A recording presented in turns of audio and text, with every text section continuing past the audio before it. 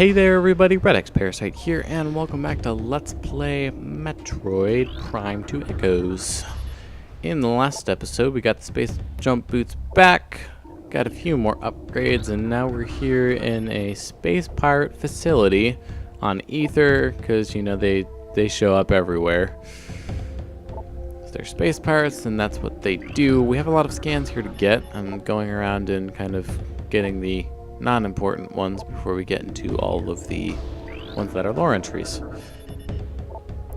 Radiation levels within tolerances. So they have a cannon here, which in the demo, there's a demo disc for this game that was included with, I think it was with the player's choice. It might not have been the player's choice version. It might have been just a bundle. There's a GameCube bundle that came with Metroid Prime. And had a Metroid Prime 2 Echoes bonus. I actually have that disc myself, so I could pop it in and show you guys what's in that demo. And it had stuff from this area, so you could actually just straight up use that cannon in the demo, but in the actual game, they don't let you do that.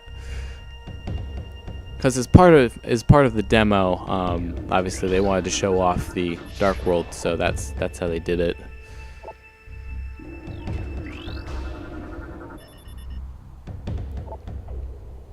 Okay, marine attack. Oh, so they were wary of the Galactic Federation troopers being here. Okay, so I think that's most of the unimportant ones. Well, okay, we can kind of scan these ones from the floor down here. But we'll get started on the important scans. So we're currently at 29%. Let's see how many percentage points we jump up from this. So this is a scan for Dark Ether, a transdimensional duplicative planet Ether. Can't determine the origin of Ether's dark twin, contains high levels of phazon ore, native bioforms attack on sight. That was it. The entire scan. So now we'll get into some more entries. So the space pirate logs are the other, category of lore entries that we can get them from. So, phazon raids. Phazon extraction raids are underway on Dark Ether. The toxicity of the atmosphere has taken a toll on our workforce, as have the hostile natives of that world. Science team is preparing survival gear to protect our work teams, and we have increased our security presence in the extraction areas. Fortunately, High Command is sending more troops and supplies. Our troops and resources are spread dangerously thin, and this mission cannot fail. So that does it for this terminal. So we have 4 here. Recording to logbook. Alright, phazon operations. Science teams detected the presence of phazon in the Dash system 4 cycles ago. High Command authorized the deployment of our team shortly thereafter. Our orders are to establish a base on planet Ether and evaluate local phazon resources. Because this world lies on the periphery of Galactic Federation territory, we are following stealth protocols at the highest level. A cadre of elite commandos has been dispatched to provide security for our force as well. This operation is now underway. Recording to logbook. Local conflict. Intelligence reports on the indigenous population of Ether are in error. This planet is not at peace, nor are the inhabitants docile. Evidence of a Class 4 conflict is present here, though hostilities are at a minimal level now. Our territory has suffered several raids by a strange type of shadowy creature. These raids have caused considerable damage, and we've requested more combat troops in response. Okay, moving along to the next one. Recording to logbook. So it looks like there are 10 space pirate logs, judging from how the percentage has been jumping up 10% each time. Great discoveries. A spatial anomaly has been found within our base. We believe this rift in space-time leads to a parallel dimension of some type, but have been unable to interact with it thus far. A strange artifact was found near the anomaly as well. It may be a weapon or generator of some kind. Perhaps it is the key to accessing the anomaly. High Command is eager for reports on the relic. A new weapon for our arsenal is always welcome. And the last one from this set. Recording to logbook. Space pirate encrypted data rift portal. The rift portal has been opened. The artificial weapon, or the artifact weapon dubbed the Dark Beam by the science team, provides the energy needed to open the portal, although for a limited time. We've sent expeditions through the portal, and they've returned with incredible news. The portal leads to a parallel version of Ether. This dark ether has suffered global calamity, turning it into a toxic wasteland. It is the homeworld of the shadowy creatures who have been raiding our base for the last cycle. Most importantly, it is the prime location of Phazon in this sector. Extraction plans are being prepared. We will not be denied. Alright, so this is the scan for Ether. Reporting to logbook. Obscure world in the Dashes system. Planet is unstable due to a transdimensional flux. Warfare has devastated a good portion of the world's population. Finally, extreme climate shifts have left most of Ether uninhabitable. So I think that covers everything here on the ground level. We'll do a quick sweep here to double check, but looks like we're good. So this will activate the elevator. And up here on the second level over here will be the new type of space pirate. At least it should be spawning in right here, I think. Oh, okay, no, you're not the same. See, what I might be remembering actually is they might have put a different kind of pirate there in the demo version. So that will unlock that door once you defeat all the pirates in here. These ones aren't important scans. The Dark Hunter has breached the Metroid production facility. Protect Phazon supply at all costs. So it sounds like they're referring to that Dark Samus that we saw at the very beginning as the Dark Hunter, which makes sense since it looks like us. Oh, hi. Goodbye. We can't scan the important things that we need to scan in there from this side, so we'll have to go through the connecting room right here in order to do that. Oh hey, speaking of Dark Samus. Hi, how are you doing? Okay, so we can get a lore entry through the gate here. Federation attack. Another disaster. The transport bringing our reinforcements and supplies has been shot down. It was engaged in orbit by a Federation vessel which has landed near the alien temple. It's only a matter of time before the Marines attack. Survivors from our ship have made their way to our base. Here we shall make our stand. Another enemy. First the Shadowlings, then the Dark Hunter, and now the Galactic Federation Marine Corps. Perhaps fate will smile upon us before the world itself opens its maw and swallows us. So, they're getting awfully poetic there. Okay, Metroids are not pets. Fish are friends, not food. So, there's only one thing left that we need to scan in here, and this is the blast door control security. In the demo version, this is the thing that activated the portal to the Dark World, but of course not so in this version of the game. So now that we've done all that, we can take a look at all of the green things that we've scanned and make our way to the door. So by the way, we did hit 33% from that, so it's a 5% increase. We've got new turrets here, the humility class turrets that we've heard about in 2 scans so far. Beam weapon variant of the captured Federation turret, evade its quick fire with quick movement. Space pirates copied captured Federation Growler turrets, but found the cannon unit inadequate. They replaced the Growler's weapon with a powerful galvanic accelerator cannon. The humility turret packs a strong punch, but retains the Growler system's weaknesses.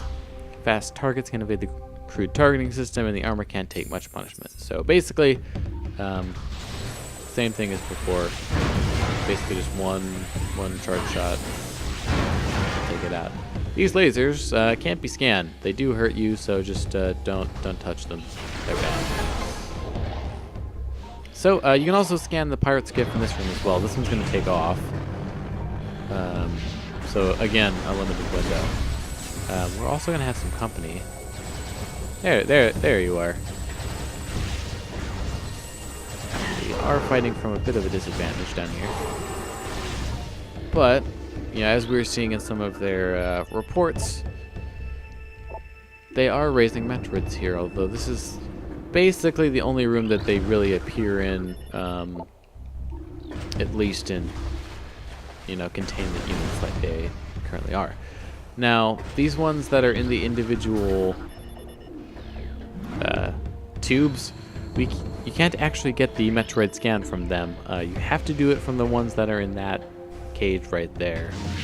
Not sure exactly why, but we'll get that scan after we're done taking care of these miscreants.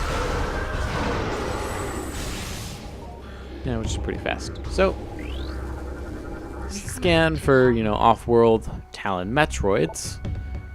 Energy Curve and Parasite. They made them red in this game for whatever reason, even though in the previous game they were kind of their normal coloration. Taken from Talon 4, target leeches bioenergy from its victims, stunned by concussive blast, vulnerable to dark energy. It will latch onto prey with powerful pincers. And I did not finish that. Then proceed to drain its life energy. This causes the creature to grow in size and mass. The creatures are vulnerable to the chilling effect of dark energy and can be detached by entering morph ball mode and deploying a bomb. So that's all the same as before. We won't be dealing with any of them just yet. Spoilers, we'll be, fighting some Metroids. Suffering from food poisoning, has ingested several pet treats and space pirate rations. These do not agree with its digestive system. Has been energy drained repeatedly over the last 2 cycles. Its cellular structure has become unstable as a result. Got a lore entry right there. Also, we've got a dead space pirate kind of floating in there. Oh, it's barely alive. That's even better. Because we're already, at 70% of the space pirate logs. These go pretty quickly. They are only, I'm not going to say they're only found in this area. This is their major base on Ether. This is for the hunter. Samus Aran. The accursed hunter has arrived. The sudden arrival of the hunter is strange enough, but her actions are stranger still. She does not seek our destruction, but our Phazon. With each raid, she steals Phazon ore, only killing those who attempt to deny her. What she needs it for, we do not know, though science team suspects she requires it to power her new armor suit. Dark in color, it is equipped with strange new weapons. The troop now call her the Dark Hunter. It is a fitting title. So it seems like they confused Dark Samus for us. It's pretty understandable. Okay, there's another turret right here.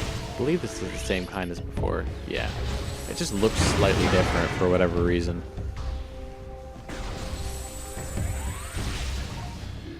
Okay, so our path forward is blocked, but of course we have a bomb slot, so there's only one thing left to do, and that's bomb the bomb slot. And that will just swap the 2 things, and now we can go forward. It's a relatively simple room. Alright, so this is...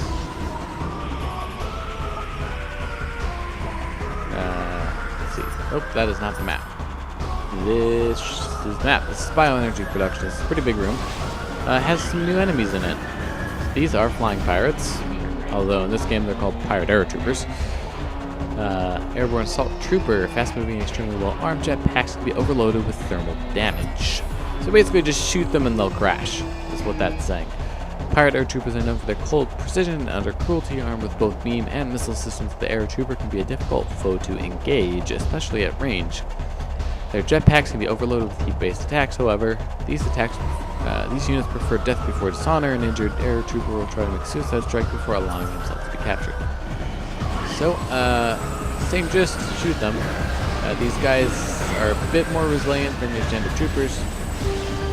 They're also quite more difficult to hit than with charge beam shots. It is easier to hit them when they pause to do that missile attack, so just kind of wait for your opportunity to shoot and then take it. So we have to scan that. I don't think there are any other required scans in this room. There's just a whole bunch of reports again. So this is them trying to train Metroids. Theft report.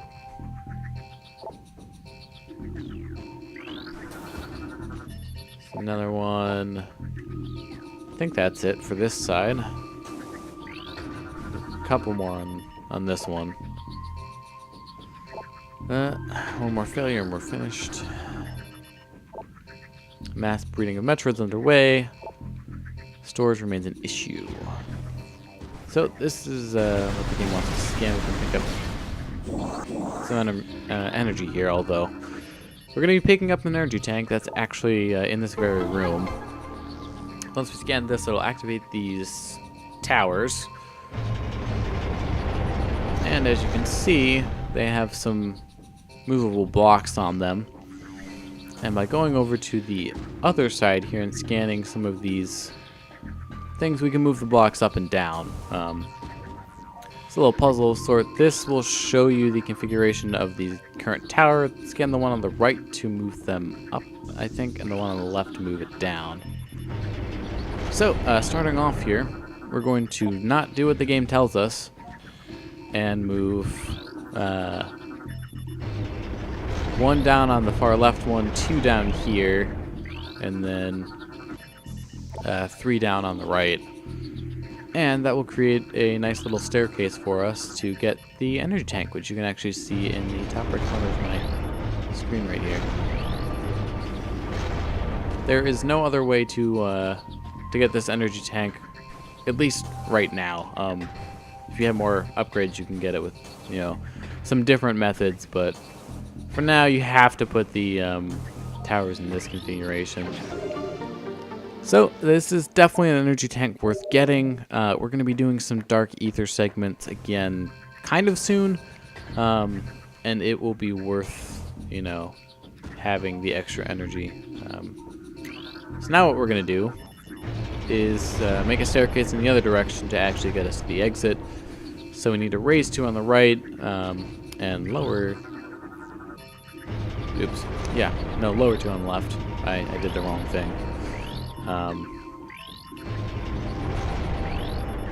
And we'll get a little jingle for doing that. And the game's showing us, hey, you made a staircase. Good for you.